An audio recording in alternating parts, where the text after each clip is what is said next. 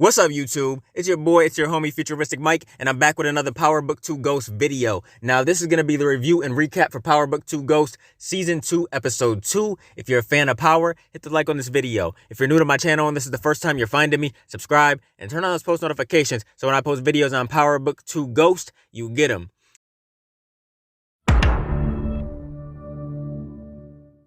Now, this was a solid episode, man. This was better than the first episode, in my opinion. Man, it just keeps getting better already. Man, this was such an improvement from the first episode. You know, the first episode was good, but this one right here was even better. And I know things are going to be heating up. Every single episode, things are going to heat up more and more, and things are just going to get crazy. That's how this show works. We know that. And it's just going to get so crazy. But I'm going to give this episode a 9 out of 10. You know, the last episode was amazing. This one was even more amazing. I can't wait to talk about it with you guys. On episode 2, Tariq experienced a nightmare right away. We see him thinking about certain things. You know, he's always thinking about killing ghosts now. We see he pulled back to the time when he had to burn his shirt in the furnace. And then Kanan appeared to give him a little speech, you know, saying, you can't be afraid. It's too late to be scared now.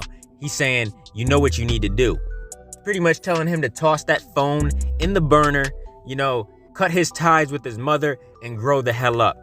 Now, when Reek woke up, we hear the police banging at the door and they grabbed him up quick. And, you know, he was looking nervous. He didn't know what to expect, but they took him to the police station and Yasmin is there, man. His grandmother got a DWI and Davis sent Sax to handle the situation. Tariq learns that Sax, you know, the prosecutor that was coming after him, is now going to be on his attorney team working for him. So, you know, Sax got him a meeting with Estelle in the cell. It seems like she is under a lot of pressure. You know, she's losing all her family slowly. She doesn't have her daughter anymore. And she said a drink every now and then shouldn't hurt me. Like, I'm losing everything. So that's how she feels. Now, they discover Yasmin was forced to go into foster care for the night, at least until the hearing and stuff. And, you know, Tariq is not happy about that, but they don't have a choice. Now, Mecca called Kane to question him about his family and where his loyalties lie and stuff. And Mecca decided to give Kane a shot. He decided to put him in the game. And Lil Guap crashed the party. You know, he goes up to the hotel. They see him on the camera and stuff. And Lil Guap was invited inside. Now, this fool right here, man, was live streaming on his phone his whereabouts. This dude is an idiot. And Mecca's like, oh, so you want everybody to know all your public locations. Mecca grabbed him up so quick. You know, he grabbed him and he broke 4 fingers individually. You know, he did it one by one. And he's telling Kane that he's an idiot and he needs to tighten up his crew ASAP. He said Kane's not ready if he's hanging around clowns like this. And he changed his mind and threw them out. Now, Tariq is pissed, man, visiting Davis, questioning why Sax is working with them. Tariq is not having it. And Sax had gotten Estelle's charge reduced, so now she gets to go home. And Tariq finds out that, unfortunately, Yasmin is going to be staying in foster care until the hearing. Now, Tariq needed someone with a lot of money and influence to help his situation. And who is that? No other than Rashad Tate. And we'll talk about that later. But Rashad Tate got a surprise visit from Simon Stern. And it's nice to see him back, you know, even though I'm not a huge fan of him, because we haven't seen Stern in quite a while. Now, Tate wanted dirt on Congressman Sweeney, but Simon wanted to shift his focus on Carrie at Stansfield. And Tate went to go visit Carrie. He said he would help teach her course, and she wasn't really welcoming to Rashad Tate at all, but they're going to be working together. Now, Detective Kevin Whitman questions Carrie's sponsor about her. He wants answers about what Carrie and Jabari's relationship was like. Now, we see Tariq return to the dorm room and he trusts Brayden to handle things on his own with the product. We see Zeke gets held in a press conference to announce that he would be entering the NBA draft this year. And Monet and Diana were there and Monet coached him through it. Monet tells him that he has to be ready no matter what because it's happening. And, you know, he needed his assurances that his off-court distractions would not be an issue. Now, Diana had been handling the accounting and stuff like that for the family. She talked about getting her degree in accounting to better manage the family's wealth when Zeke gets into the league. And Monet is saying that she ain't ready for that, for school and the streets. She's never going to be able to do it. and she gave her daughter some words of wisdom about relationships and about pursuing one with Tariq. She talks about how her man was always there for her and Tariq is not that. Now, Zeke and Drew, they get on the basketball court together. He's trying to go through rehab for his shoulder. Drew is still in pain, and Drew let it slip that Tariq was behind the Course Correct app. As soon as he said it, he's like, oh shit. And he also let it slip that Monet was counting on Zeke as an exit strategy, when he goes into the league. He said they would pack up and leave with Zeke and follow him. And Zeke doesn't really seem to like that, but then a sports agent comes in and he chats with Zeke and he offered his business card to him. Now, when Tariq goes to class, he was surprised to see Rashad Tate. He just looked at him like, really? Rashad Tate is going to be teaching ethics and stuff, and they're talking about selfless acts in the class. And after class, Tariq approached Tate for help in the family courts. He's trying to get his sister back. And then suddenly, Detective Whitman comes in and interrupts, and he questions Tariq about Professor Reynolds. Detective Whitman is really trying to nail Carrie for the murder of Jabari Reynolds, and Tariq honestly could sense that, so he picked up on it and he offered a tip that she and Jabari were rumored to have a fling and that they got into a heated argument and that he's seen them together and stuff. Now, Braden delivered a package in New Haven to Effie, and she was pissed because he was late on the shipment. He got there super late, and then she discovered that the drugs had been stepped on. She calls Braden up immediately, like, get back here. And Braden called Tariq, but there was no answer because he was meeting with Kane.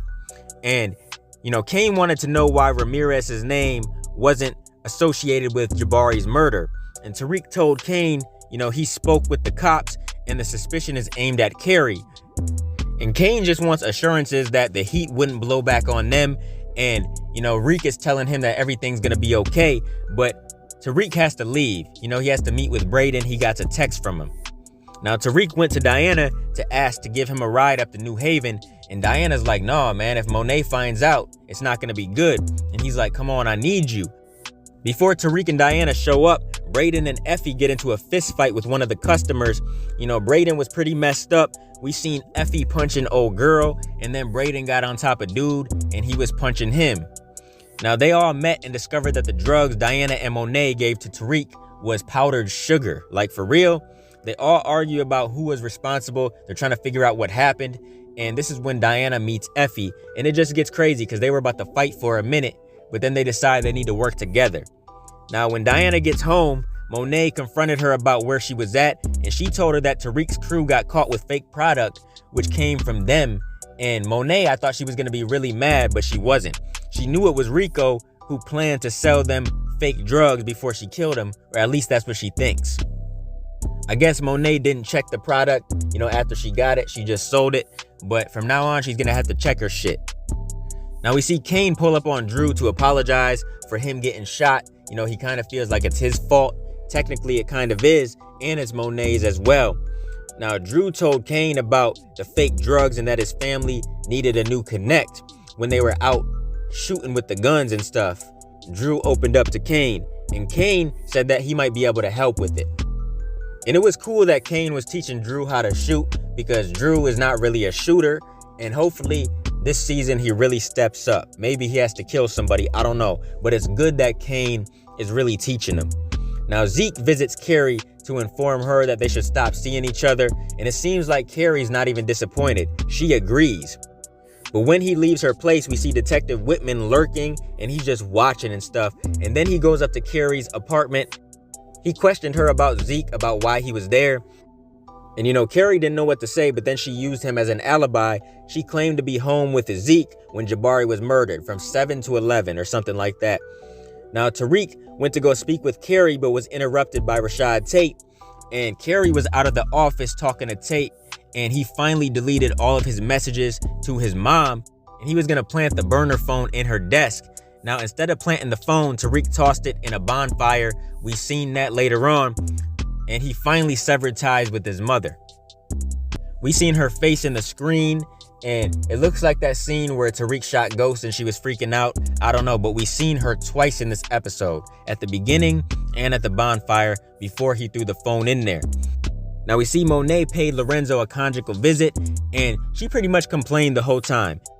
She talks about how Kane killed Ramirez, and then she says she needs a new connect, and Lorenzo says that she needs to take Kane up on his offer. And then we see Monet visit Kane, to talk to him, and she says to stay away from Tariq, and she says she wants the new connect, and she invited him back home. Now, I was shocked to hear her say that so soon, but Kane is going to be back at the crib. Now, Diana visits Effie and asks her to teach her the game. She wants to go to school and sell product. She wants to know how Effie does it. And Effie gave her a clue to look at all the players and point out the one who stood the most to gain behind the bad product.